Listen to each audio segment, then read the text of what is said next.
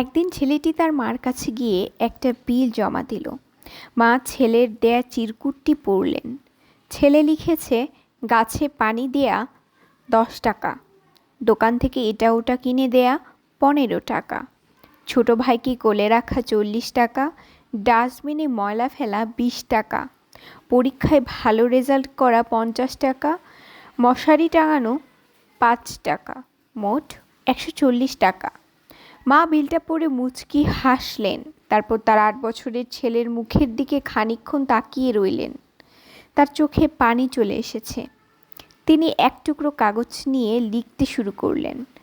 তোমাকে 10 মাসে পেটে ধারণ বিনা পয়সায়, তোমাকে দুগ্ধপান করানো বিনা পয়সায়, তোমার জন্য রাতের পর রাত জেগে থাকা বিনা পয়সায়, তোমার অসুখ বিসুখে তোমার জন্য দোয়া করা, সেবা করা, ডাক্তারের কাছে নিয়ে যাওয়া, তোমার জন্য চোখের পানি ফেলা বিনা পয়সায়, তোমাকে গোসল করানো, তোমাকে গল্প গান ছড়া শোনানো, তোমার জন্য খেলনা কাপড় চুপড় কেনা বিনা পয়সায়, তোমার কাঁথা ধোয়ানো শুকানো বদলে দেওয়া বিনা পয়সায়, তোমাকে লেখাপড়া শেখানো, তোমাকে আমার নিজের থেকেও বেশি ভালোবাসার সম্পূর্ণ বিনা পয়সায়।